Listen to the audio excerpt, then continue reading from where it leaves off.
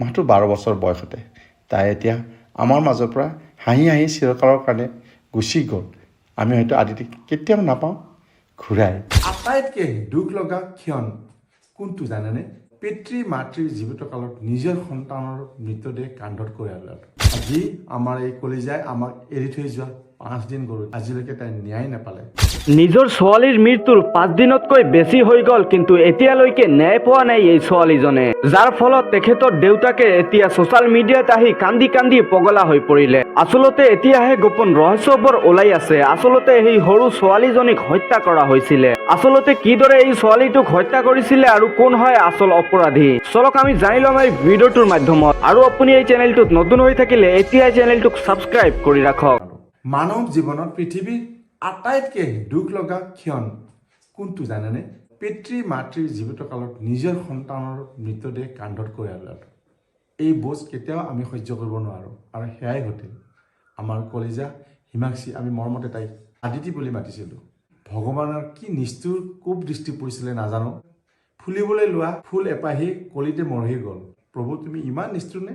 তোমাৰ সন্মুখতে দুৰ্ঘটনা হ'ল, কিন্তু তুমি বচাব নোৱাৰিলা।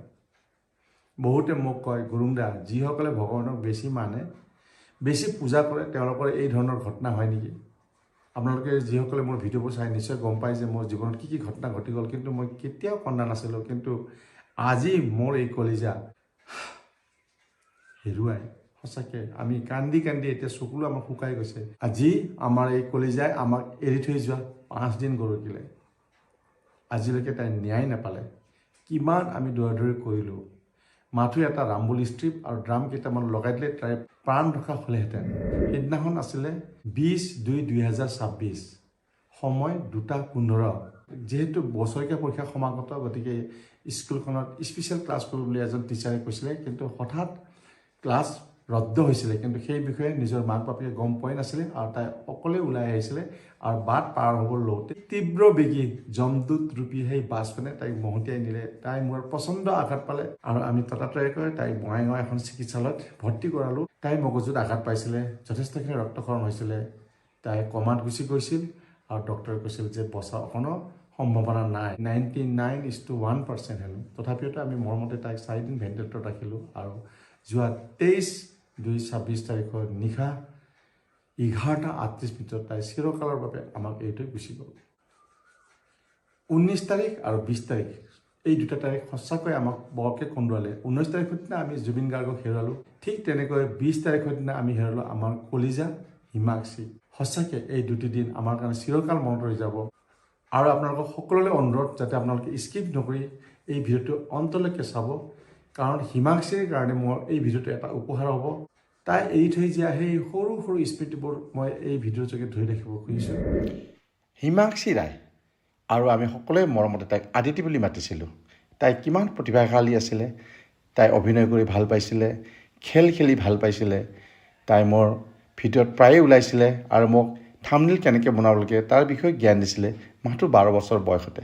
তাই এতিয়া আমাৰ মাজৰ পৰা হাঁহি হাঁহি চিৰকালৰ কাৰণে গুচি গ'ল। আমি হয়তো আদিতিক কেতিয়াও নাপাওঁ ঘূৰাই, কিন্তু তাই সদায় আমাৰ মনত সজীৱ কৰি ৰাখিব পাৰোঁ। আদিতি, তুমি সঁচাকৈ পাৰিজাত ফুল আছিলা। তোমাৰ স্থান স্বৰ্গতহে, এই মুহূৰ্তত নহয়। সেয়ে চাগে তোমাক ভগৱানে আমাক নজনাকৈ লৈ গ'ল। আদিতি সঁচাকৈ অদ্বিতীয় আছিল। যিকোনো তাই পাৰদৰ্শিতা দেখুৱাব পাৰিছিলে। নাচ গান খেলা ধূলা ইভেণ্টবোৰ চাইছে, ইমান ধুনীয়াকৈ ভইচ অভাৰ কৰিছিলে। বন্ধ পালে তাই আমাৰ ঘৰলৈকে ঢাপলি মেলিছিলে আৰু মোৰ ব্লগবোৰত তাই ওলাইছিলে। আৰু তাই বিভিন্ন সময়ত মোৰ এই ব্লগত ওলোৱা সৰু সৰু ক্ষণবোৰ মই স্মৃতি হিচাপে ধৰি ৰাখিলোঁ আৰু আপোনালোকলৈ আগবঢ়ালোঁ।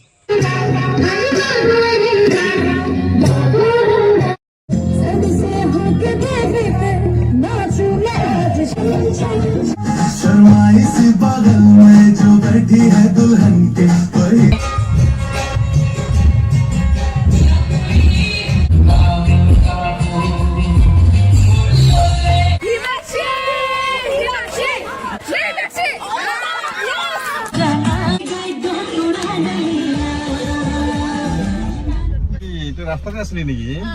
খানা ৰেডি না? নাই হয় একো। কি ভগৱান, কিয় আইটেম বেছি নেকি? কি বনাইছে ৰে? ব্ৰইলাৰ আৰু হাঁহ আৰু মুৰ্গী। মুৰ্গী 2জনৰ হয় নেকি? আৰু আণ্ডা নাই? আণ্ডা নাই। ভাত খাওঁতে ৰাতি খাম না দিনৰ খাম হা ও মা মাৰ্ডাৰ কেছ হ'ব ৰে ভাই মানুহ ভাত খুৱাব আনি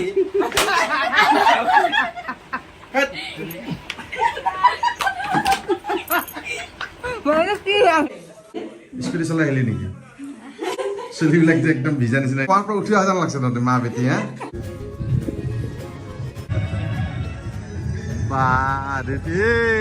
খোৱাৰ আগে আগে কি খাই আছা এইবিলাক হা আইচক্ৰীম খাই থাকিলে কেতিয়া খাবি মনিকা কেনেকুৱা হৈছে কেনেকুৱা খানা মজা চিচি কেমেৰা কোনে ধৰিছিল কি কৰি বিচাৰিছা ডাইৰেক্ট মানুহৰ মাথা পাৰি কালি ৰেলিঙত খেলিছিল না তহঁতে কোনে লাগিছিল চিচি কেমেৰাটো কোনে লাগিছিল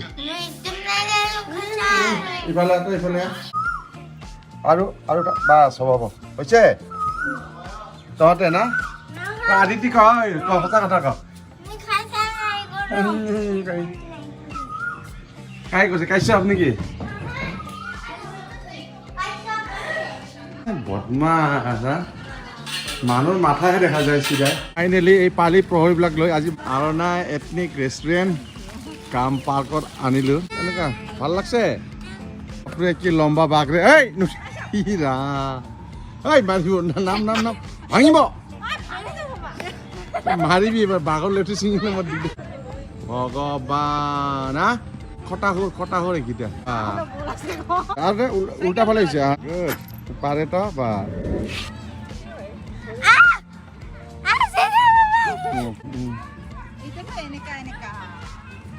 দে মা বেটি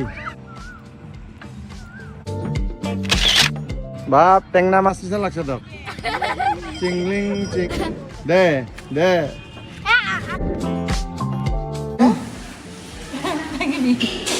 আমি খালি প্লেট আৰু চামুচ খাম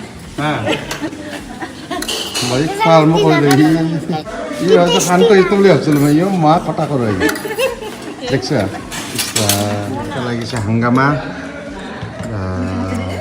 চাটনি চাটনি এয়া হ'ল আমাৰ গৰখালি পিঠা তহঁতে খাবই নহয় কি খাইছা তই ফল মূল এয়া চাওক আমাৰ পৰিয়াল গাড়ীখন বেছ আহল বহল আছে পিছফালৰ চিটকেইটা আৰু খালী মানে ইচ্ছা কৰিলে আৰু 3জন লৈ যাব পাৰোঁ এতিয়া আমি গৈ আছো আমাৰ বাইদেউৰ ঘৰলৈকে তাতে সকলোৱে সমবেত হৈছে 7 8 এইটো আটকিল 9 মানে এক উৎসৱ মুখৰ পৰিৱেশ আৰু কি আৰু পোৱালি বহুকেইটা আছে মই পিছত দেখুৱাম একো উৎপাত কৰা না মই ক'লো পকা চুলি কেইটামান উঠাই দিয়া এই ক'লে মোৰ দেউতা মই পকা চুলি উঠাবই নোৱাৰো মোবাইল হ'লে চাব পাৰা পানী নোহোৱা পুখুৰীত গা ধুই আছে এইকেইটা থেংক ইউ এইবিলাক কি হ'ল বাপৰে বাপ তোমাৰ ষ্টাইল ভগৱান উল্টুম পুল্টুম হা হোষ্টেল না শান্তি নিকেতন বাপ আজি আটাইতকৈ ফূৰ্তি লাগি আছে আদিতিৰ কিয় আদিতি পূজা চাব যাম আগৰ দিনত যেতিয়া আমি গৰম গৰম জিলাপি তাৰ লগত অকণমান যদি কাটা নিমকি লৈ খাইছিলো তাৰ সোৱাদে বেলেগ আছিল আজিকালি ল'ৰা ছোৱালীবিলাক জিলাপি কাটা নিমকি ভালে নাপায় এতিয়া খাই সিহঁতে কি চিকেন চাওমিন আৰু ম'ম' ফ্ৰাইড ৰাইচ ম'ম' ৰানি বহি আছে না ভালকে ধৰিবি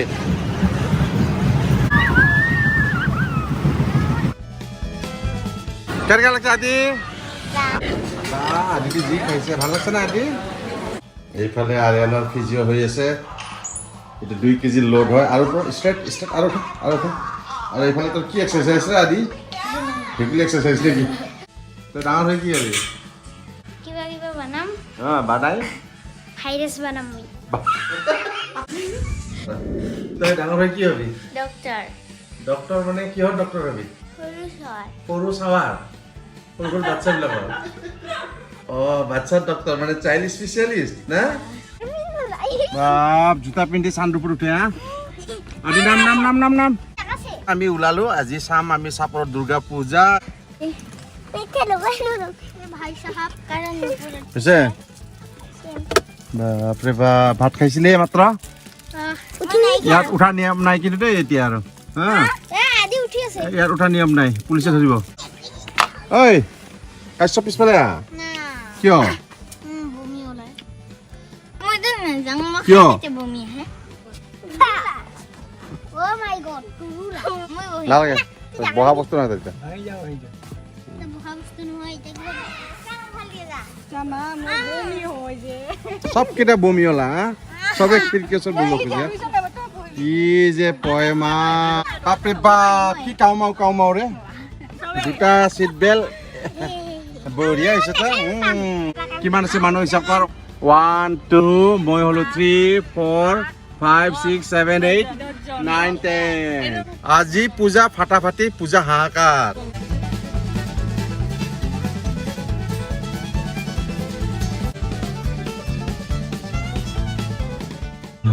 বিদা পাতি পান মলাই মাৰ্গে খাবি না আদি কি খাবি ৰেডি সম্পূৰ্ণ পানী ভৰা হৈ গ'ল আদিতি লৈ যা তই কি বিলাহী আৰ্লি বাৰ্ড কণ্টেষ্ট আদি আহিছে ফাৰ্ষ্ট গতিকে আদি এই যে তোৰ কাৰণে গিফ্ট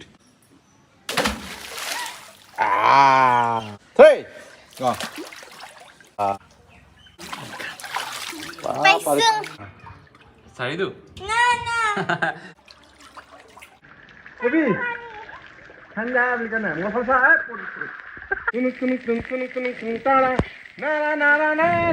আজি আদিৰ নিষ্ঠৰ দেহ এইদৰে মৰ্গত পৰি আছে আমি অপেক্ষা কৰি আছোঁ পষ্টমৰ্টেমৰ কাৰণে যথা সময়ত পষ্টমৰ্টেম হৈ গ'ল আৰু আমি আদিতিৰ নশ্বৰ দেহ লৈ পেলাই এক সুন্দৰ বাটেৰে ক্ৰমান্বয়ে আগুৱালোঁ ঘৰলৈ বুলি এয়া চাওক একা বেকা এক সুন্দৰ বাট যি এক স্বৰ্গীয় পথ বুলি আমি মনতে কল্পনা কৰি ল'লোঁ আৰু সঁচাকৈ এক স্বৰ্গীয় বাটেই হয় আৰু এই সুন্দৰ বাটত আমি ক'তো যান জঁট নাপালোঁ যেন সকলোৱে আদিতিক কৈছে আহা আই আহা তোমাৰ কাৰণে বাট সদায় খোলা আছে তুমি এইদৰে আগুৱাই গৈ থাকা আমাৰ মুখত কাৰোৱে মাত নাই সকলোৱে ভাৱ বিবল হৈছোঁ কি উত্তৰ দিম যাক আমি ভালকৈ উভতাই আনিম বুলি ভাবিছিলোঁ এতিয়া লৈ আহিছোঁ নশ্বৰ দেহ ক্ৰমান্বয়ে আগবাঢ়িছোঁ ঘড়ী কাটাত 4টা বাজিলে আৰু পশ্চিম দিশত সূৰুজ দেৱতাই এতিয়া মেলানি মাগিব তাৰ আগতে আমি ঘৰ পাব লাগিব যথা সময়ত আজিৰ মৰমৰ গাঁওখন আমি পালোঁ আৰু এয়া চাওক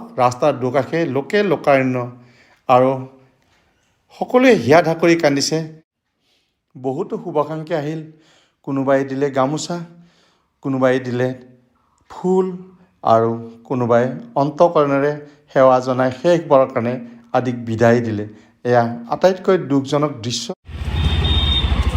সঁচাকৈ আদিতি তুমি ভাগ্যৱান কাৰণ এই নৈখনৰ নাম হ'ল চম্পা নদী আৰু তোমাৰ মাৰ নাম হ'ল চম্পা তুমি সঁচাকৈ মাৰ কোলাত চিৰদিনৰ কাৰণে আশ্ৰয় ল'লা শুই পৰিলা শেষত কলিজা তোমাৰ সেই বিখ্যাত ডাইলগ তুমি মানুহক কৈছিলা যে মোক এনে এখন ঠাইলৈ যাবলৈ মন যায় য'ত কোনো ধৰণৰ এক্সাম নাই সঁচাকৈ তুমি এতিয়া স্বৰ্গত গ'লা তাততো আৰু তোমাৰ কোনো ধৰণৰ কোনেও কেতিয়াও এক্সাম পাতিব নোৱাৰে শ্ৰোতা বন্ধুসকল আপোনালোকে যথেষ্টখিনি ধৈৰ্য সহকাৰে ইমানখিনিলৈকে চালে আমাৰ কলিজাৰ আত্মাক শান্তি দিলে তথাপিও কলিজাজনী পঢ়া স্কুলখন আৰু সেই ঠাইটুকুৰা যি ঠাইটুকুৰা আমাৰ কলিজাজনীৰ প্ৰাণকাৰী নিছিলে এয়াই হ'ল আমাৰ কলিজা হিমাক্ষীয়ে পঢ়া স্কুলখন আমাৰ কলিজা ঢুকুৱা আজি 4টা দিন গৰকিলে কিন্তু এতিয়ালৈ চাওক এই অঞ্চল সম্পূৰ্ণ উন্মুক্ত হৈ আছে ৰাইজে ডিমাণ্ড কৰা সত্ত্বেও ইয়াত কোনো ধৰণৰ এতিয়া ড্ৰাম লগোৱা নাই বা ৰামবুল ষ্ট্ৰাইপৰ ব্যৱস্থা নকৰিলে